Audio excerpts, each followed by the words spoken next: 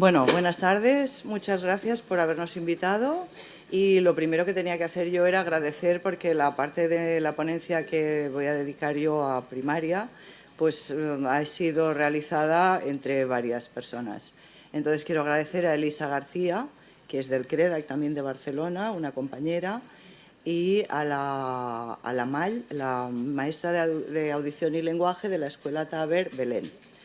Entonces yo empiezo citando esto. Nuestro trabajo, tanto las logopedas que estamos atendiendo a niños sordos como las maestras de audición y lenguaje, pertenecemos a un servicio público. Entonces, como servicio público que somos, trabajamos en horas lectivas. Y como trabajamos en horas lectivas, sacamos al niño del aula. O sea, tanto las logopedas como las MAL, en el modelo en el que yo estoy acostumbrada a trabajar, que es un modelo que tiene una cierta experiencia en Barcelona y que actualmente uno de los exponentes podría ser la Escuela Taber, pero que tiene otras escuelas de agrupación sensibilizadas en la inclusión de niños sordos. Entonces, como profesionales que trabajamos con los niños sordos, tenemos que hacer un trabajo muy coordinado porque estos programas individualizados no es una cosa fija, sino que va variando conforme el chaval sordo va aprendiendo y va avanzando. Pues tenemos que ir adecuando la programación a lo que vamos haciendo. Y luego también tenemos que saber exactamente qué es lo que están haciendo en el aula para poder anticipar los nuevos conocimientos. En las asignaturas que normalmente nosotros los sacamos del aula para hacer logopedia o para trabajar refuerzo o soporte, tienen como un grado de prioridad. Primero los sacaríamos de música en primaria. En infantil nunca los sacamos de música porque pensamos que toda la cuestión auditiva para la prosodia pues nos es muy importante y cantamos mucho con los niños. En segundo lugar, los sacaríamos de la asignatura de inglés.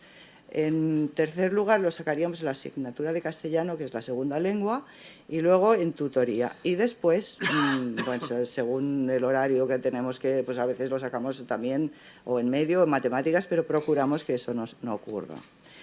Entonces, en el caso de que el alumno sordo no haga durante toda la semana alguna de las asignaturas y que esté, como no está exento, tiene que hacer algún tipo de actividades. Entonces, tanto el tutor o el especialista, con la ayuda de la maestra de audición y lenguaje y de la logopeda, tiene que plantear unos objetivos mínimos que se trabajarán a lo largo del trimestre en 2 o 3 sesiones y se tienen que evaluar. En el PI del alumno, como ya he dicho, tiene que constar el horario en que el alumno de todos sus compañeros están haciendo las asignaturas que sean y el horario particular de cada uno en que no está haciendo ese día, esa hora, esa asignatura.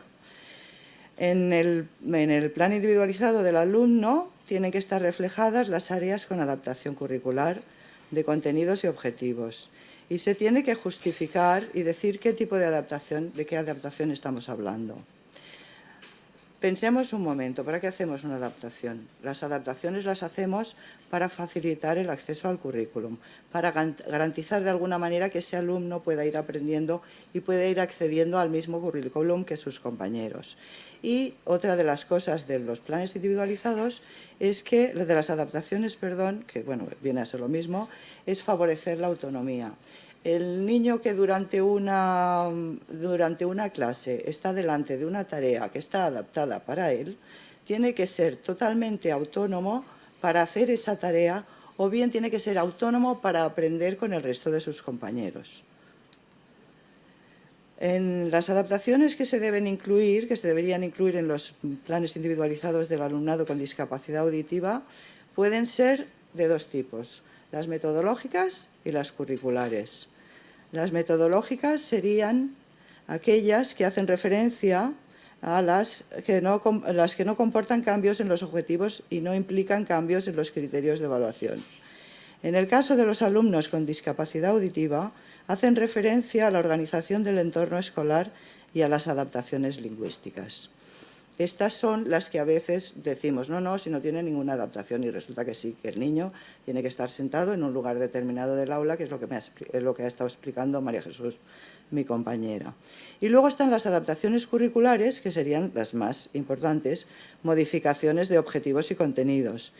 En este caso, las adaptaciones pueden comportar o bien una reducción o eliminación de objetivos y contenidos, pueden comportar una priorización de unos objetivos o contenidos por encima de otros, o puede que los objetivos correspondan a niveles educativos inferiores, especialmente en áreas o materias instrumentales. Conviene especificar a qué nivel pertenecen. Y luego, en ocasiones se da que parte de alguna de las áreas no se cursen. En el PI solo se debe hacer constar aquellas áreas en las que el alumno tenga algún tipo de adaptación o modificación. Si algún área no consta, significa que no se hacen modificaciones ni adaptaciones. Ahora tengo que pensar en que en la actualidad nosotros estamos viviendo un momento que esto ha cambiado mucho, la cuestión de las adaptaciones o las programaciones individualizadas.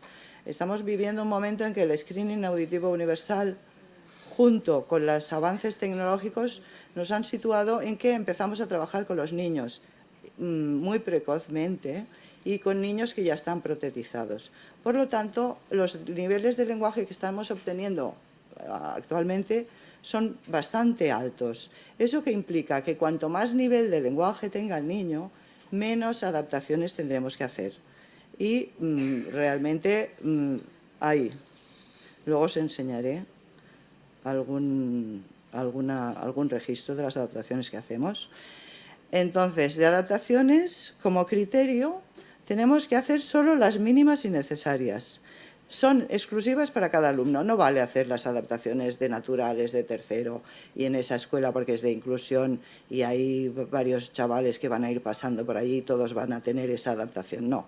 Cada niño, según su nivel de lenguaje y sus necesidades de conocimiento, pues tendrá una adaptación exclusiva para él.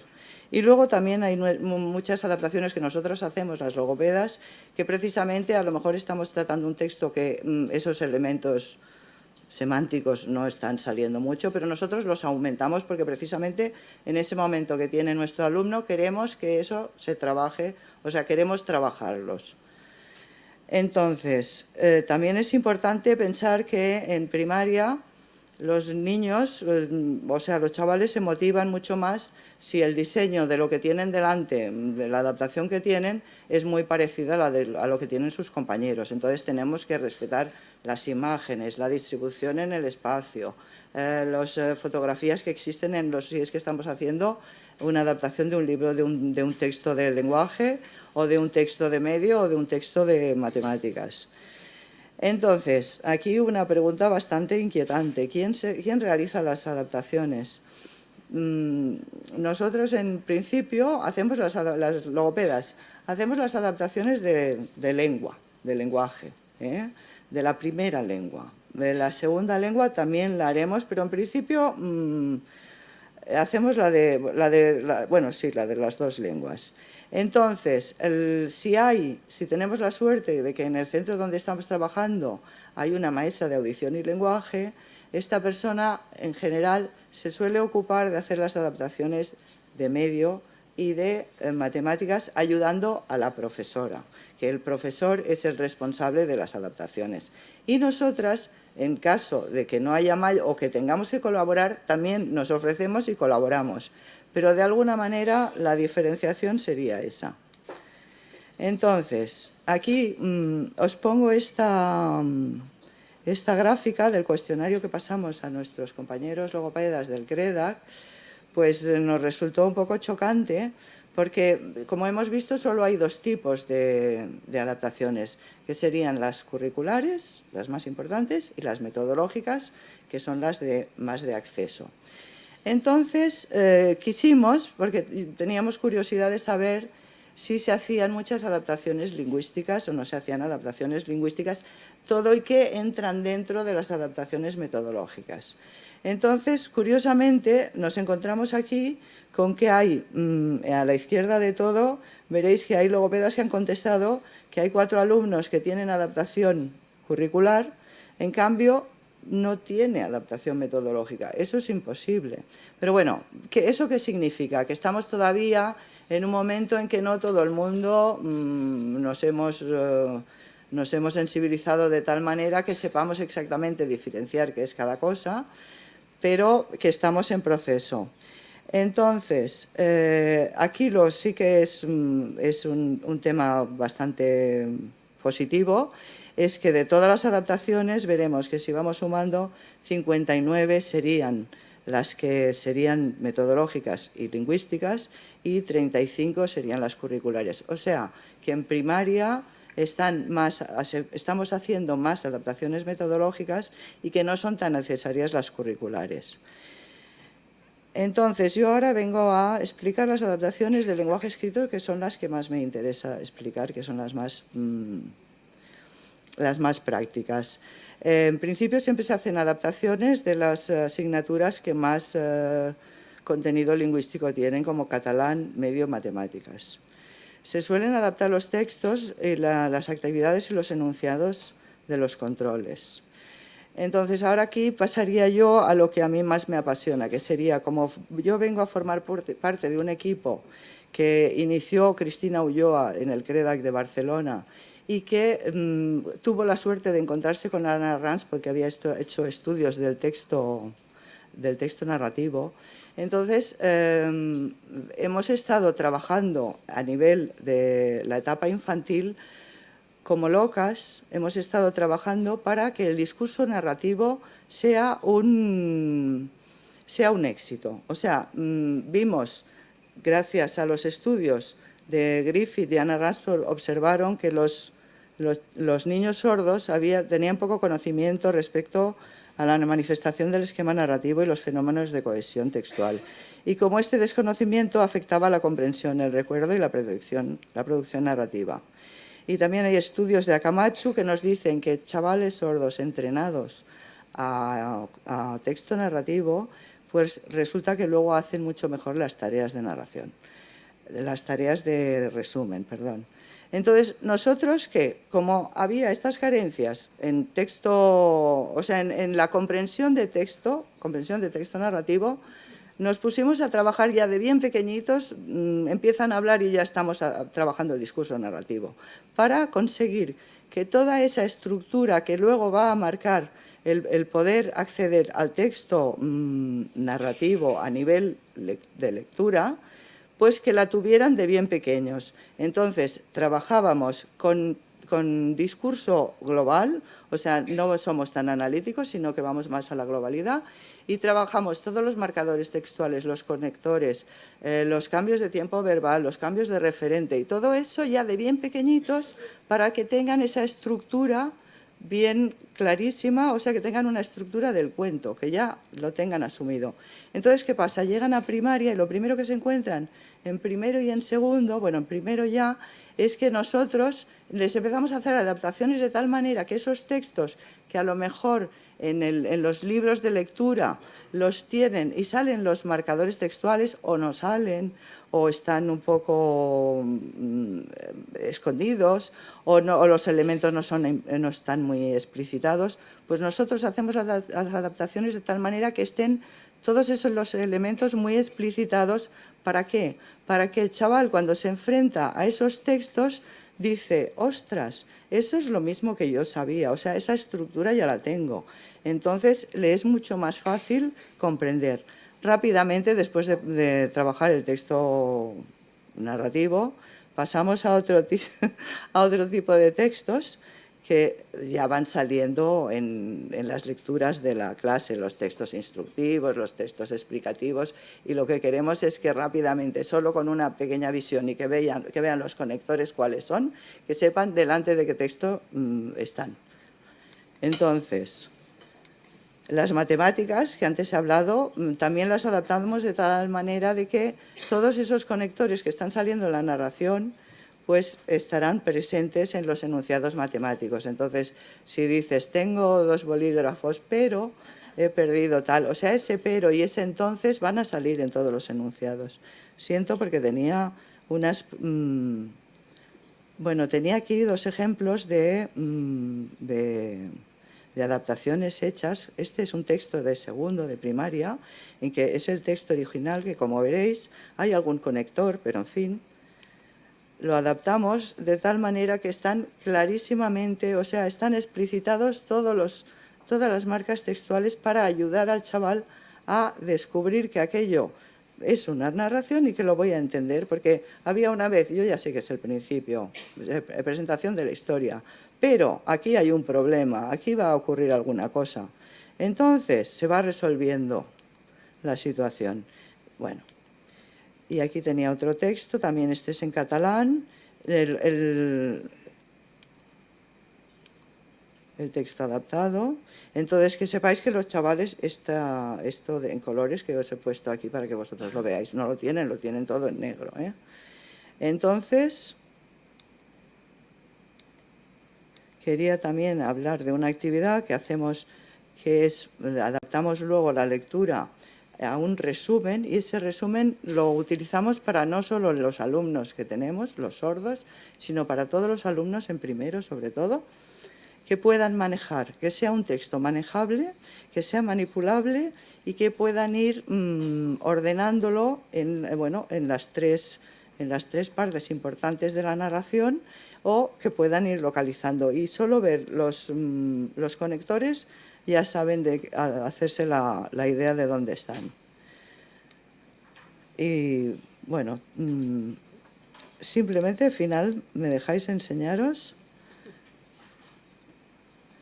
que aquí había la diapositiva de mi compañera, que había una diferencia entre escuelas sensibilizadas, como puede ser las escuelas de agrupación, y las escuelas de agrupación en que se daban más planes individualizados en las escuelas de agrupación y no tanto en las escuelas que no son de agrupación. Y muchas gracias.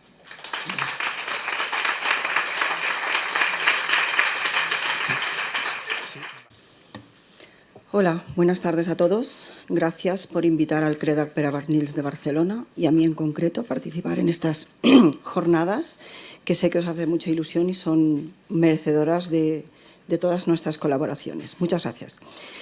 Este trabajo es el fruto de un grupo de trabajo del CREDAC que iniciamos cuando nos dimos cuenta que en la web del Departamento de Educación aparecían mucha información para realizar los planes individualizados de los alumnos con discapacidades como el TDAH, la dislexia, los recién llegados, los deportistas, y nos dimos cuenta que del plan individualizado de sordos había un vacío, no había ninguna información. Con lo cual, los centros educativos no sabían cómo elaborar esto. Nosotros nos pusimos a trabajar con la autorización de inspección a fin de que este trabajo que os voy a presentar dentro de poco esté colgado en la página web del departamento y que pueda ser útil a los centros educativos, en mi caso de secundaria. La normativa, el marco legislativo que yo os presento aquí, hace referencia al marco en Cataluña. Ya sabéis que las competencias de educación están por comunidades autónomas. En el 2008 aparece en una orden educativa, primero la Ley de Educación del 2009, y en el 8 ya aparece la primera mención de los planes individualizados. Y cada año a los centros educativos se les da unos documentos de organización y gestión de centros donde consta específicamente cómo se tiene que elaborar el plan individualizado. Sorprendentemente, estamos en el 2016 y esto todavía no se está haciendo al pie de la letra. Hay muchos centros que no están haciendo correctamente el plan individualizado y nos hemos puesto un poco como en una cruzada para ver si esto lo conseguimos y que se implemente ya definitivamente. Además de estos documentos, los centros también están recibiendo información de un documento de la Escuela Inclusiva al Sistema Inclusivo del diciembre del 2015, donde se especifica muy concretamente que han de elaborar un plan individualizado, pero no se está realizando. Los alumnos con deficiencia auditiva, con pérdidas de diferentes grados, con implantes con audífonos que están siendo una maravilla tecnológica y dan unos muy buenos resultados, como ya hemos visto, tienen afectado el procesamiento de la información lingüística, el lenguaje, el habla, la comunicación. Por tanto, los alumnos deberán tener cubiertas sus necesidades de aprendizaje. Estas adaptaciones, estas diferencias para ellos deben estar reflejadas en el plan individualizado. La actividad educativa, los centros, deben de atender a la diversidad, deben atender a la personalización de los aprendizajes. Y eso no se está produciendo al 100%. Mis compañeras han hablado de los centros de agrupamiento y digamos que están funcionando. Pero en primaria, y creo que ellas han hablado de primaria, todo va como sobre ruedas.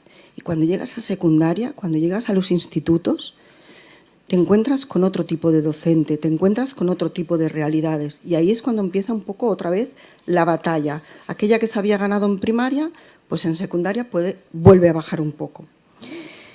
Recordaros también que todos los alumnos, según las leyes que nos mandan, todos los alumnos sordos se escolarizan con un dictamen que elabora la psicopedagoga, en el caso de los alumnos sordos, la psicopedagoga del CREDA. Y, por tanto, si se elabora un dictamen, la ley dice que es prescriptivo que tengan un plan individualizado. Y ese plan individualizado solamente por el hecho de que tenga logopeda. Solo el hecho de tener la figura de la logopeda que le ayuda ya debería de tener un plan individualizado. Pues os asombraríais de los que no están. Este documento que yo os presento es como una herramienta para los docentes. Cada centro puede elaborar su modelo de PI. Cada centro tiene el suyo diferente. Pero nosotros lo que queremos conseguir con esto, que ya pasa con los disléxicos, es que estas recomendaciones se incluyan en el plan individualizado y que todo el equipo de profesores los conozca. El plan individualizado lo debe de elaborar el tutor, en conjunto con todos los profesionales que intervienen en el proceso educativo. En nuestro caso, la logopeda también participa en dar consejos. El plan individualizado debe de incluir lo que se le debe preguntar al alumno. Y ahora veréis que lo que vais a ver a continuación os sonará como que ya lo sabéis, ya lo habéis visto. No, nosotros nos hemos preocupado de poner en papel y consensuar toda aquella información que teníamos. La hemos intentado hacer como un poco más bonita para ver si los docentes por fin se dan cuenta qué es lo que tienen que hacer y vamos a ver si tenemos suerte. Estoy un poco animada. En primer lugar, os hablaré de las adaptaciones referentes a la metodología y a la organización del entorno escolar. Estas os va a sorprender, pero es que son cosas que todo el mundo sabemos. Cómo debe de estar el alumno sordo en el aula, garantizar una buena iluminación, un acceso a la palabra del profesor, que el profesor no se pasee por las aulas, que pueda tener acceso, que le vea la boca continuamente.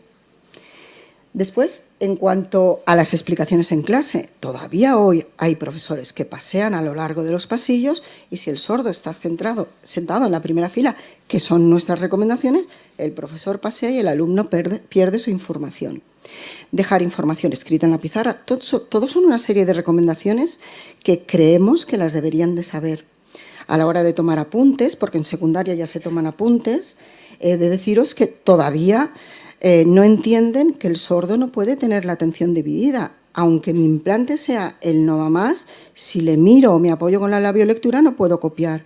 Entonces tendremos que recomendar la facilitación de estos apuntes con la figura del alumno tomador de apuntes o que los cuelguen en las páginas en el Internet, que eso está empezando a funcionar bastante bien. En cuanto a la elaboración de deberes y trabajos y exámenes, los alumnos sordos, igual que el resto de compañeros, no tienen por qué tener ninguna diferencia. Si creemos que algún trabajo lo tienen que entregar un poquito más tarde, pues ya lo pactaremos, pero en principio todo igual. En cuanto a la corrección de deberes, vuelvo a insistir, siguen haciéndose correcciones de forma oral en las escuelas. El alumno sordo en la primera, corrige el de la última, el profesor no repite la pregunta, el alumno no copia lo que han corregido y estamos otra vez perdidos. Entonces, todas estas cositas, pues un poco, a ver si las podemos pulir. En cuanto a los trabajos de grupo, pues un poco reducción de grupos, Si hay que hacer una exposición oral, pues colocar a los alumnos de forma que el alumno sordo pueda seguir toda la participación en estos trabajos. Y después una cosa que nos está costando un poco es lo de los deberes, lo del estudio. Yo que trabajo en secundaria todavía veo muchos problemas de los alumnos sordos a la hora de estudiar. Hay que marcarles mucho lo que tienen que estudiar, hay que marcarles en el dossier, en el libro, decirles, asegurarnos. Veo que hay gente que va diciendo que sí, pues no. Asegurarnos qué es lo que tiene que estudiar para garantizar un poco el éxito, ¿no? Estas primeras adaptaciones, digamos que deberían de ser para todo el mundo, prescriptivas, porque esas creemos que son necesarias independientemente si llevamos un implante, 2 implantes, un audífono, 2 audífonos, independientemente. Las han de conocer todos los docentes que trabajan con los sordos. Estas adaptaciones las hemos titulado referentes a las diferentes materias curriculares, pero no voy a hablar de adaptaciones que afectan al currículum. No, porque esto después la Mercè ya os lo explicará más detalladamente. Estas vuelven a ser unas recomendaciones para todos los profesores que deberán incluir en el plan individualizado. Quiere decir que de cada materia le vamos a intentar dar una serie de estrategias para que el alumno sordo pueda alcanzar los objetivos de aprendizaje. ¡Ay, que no va! ¡Ay, que no va! Vale, perfecto. Nosotras, las logopedas, donde más insistimos es en las áreas de lengua castellana y lengua catalana. Van al mismo par, ¿eh? No hay ninguna diferencia, se trabajan al mismo tiempo y de la misma manera. Entonces, las recomendaciones que les hacemos a los profesores, bueno, unas cuantas que ellos también desconocen, porque lo primero que sorprende actualmente mis alumnos, que todos llevan implante, es que como hablan de maravilla, tiran millas y aquí no ha pasado nada. Pues no, señores, no. El alumno sordo con un implante que habla de maravilla puede tener problemas de interferencias semánticas, puede tener interferencias de castellano y catalán, puede tener problemas fonológicos. Después, en bachillerato, existe la fonética y la fonética no se podrá evaluar de la misma manera que a los otros alumnos. En cuanto hay un ítem en negrita, que lo veréis que va apareciendo por diferentes sitios, que dice dar más importancia al contenido que a la forma. Madre mía, es fácil. Cuando corrijo, veo lo que quiere decirme el alumno, no cómo me lo está diciendo, porque ya de todos es sabidos los posibles errores que tienen. En cuanto al listening, y ya no está el chico que ha hablado esta mañana, en las clases de inglés los listening son malísimos, son unas locuciones malísimas. Si un niño normal, con audición normal, ya tiene dificultades, imaginaros con el implante o con el audífono. En la clase de música lo mismo. Pues si los niños tienen que hacer audiciones para luego ser evaluados sobre las audiciones, si toca un violín o un cello, pues a lo mejor esto no lo puede diferenciar. Pues hay que decirle al profesor, señor, póngale una actividad alternativa, porque a lo mejor el niño sí que está interesado por la música, pero igual no puede percibir estas cosas. Y en el resto de asignaturas que tengan contenido lingüístico, vamos a decirles también lo mismo, valoremos el contenido y no la forma. Y luego, en las materias de matemáticas, ciencias, física, química, es como una batalla que no sé si la vamos a conseguir. El tema enunciados es un tema muy grave que lo tenemos pendiente. Siguen sin adaptar enunciados, y enunciados súper largos, ni palabra clave ni nada. Los niños se pierden y entonces se refleja en la evaluación. Esta es una frase que me ha regalado una amiga. Pertenece a Neus Sant Martí, que es catedrática de didáctica de la Universidad Autónoma y que refleja un poco esto que estaba diciendo. La evaluación ha de ser una experiencia gratificante para el alumno. Sin evaluación no hay aprendizaje y la evaluación de los alumnos sordos deberá estar adaptada a sus particularidades, a sus necesidades. Si yo quiero que sea gratificante y que ese reto que significa para él tenga un éxito, tendré que adaptarla. En cuanto a las recomendaciones en las evaluaciones, lo mismo. Hay también un aspecto que me persigue, que son los exámenes tipo test. Si nosotros les hemos hecho adaptaciones lingüísticas a los alumnos sordos, hemos hecho como un resumen, les hemos intentado adaptar, si yo pongo un examen tipo test y repito textualmente la frase que estaba en el libro o en el dossier, el alumno sordo no la va a saber encontrar, no la va a saber localizar. Entonces, mejor examen de preguntas concretas, exámenes de preguntas que él pueda sentirse a gusto. Pues esto todavía está costando bastante. Nosotras, en el CREDAC, hemos pasado una encuesta, por si creíais que no iba a haber gráficas, sí que hay, ¿eh? Hemos pasado una encuesta a las logopedas y del total de alumnos de secundaria, por eso he dicho antes que estaba un poco esperanzada, ya muchos alumnos van teniendo PI. Muchos, porque mira, de 50 y pico que tenemos está clasificado por el grado de pérdida, pero hay bastantes que tienen PI. Entonces, por eso os he dicho al principio, como esto ha sido como una cruzada, como una batalla nuestra del equipo, a intentar sensibilizar al docente, yo creo que lo estamos consiguiendo. Y creo que al final de todo este proyecto, a lo mejor conseguimos que los docentes, sobre todo de secundaria, hagan un cambio y que al final casi estén equiparados a los de primaria. Muchas gracias por vuestra atención.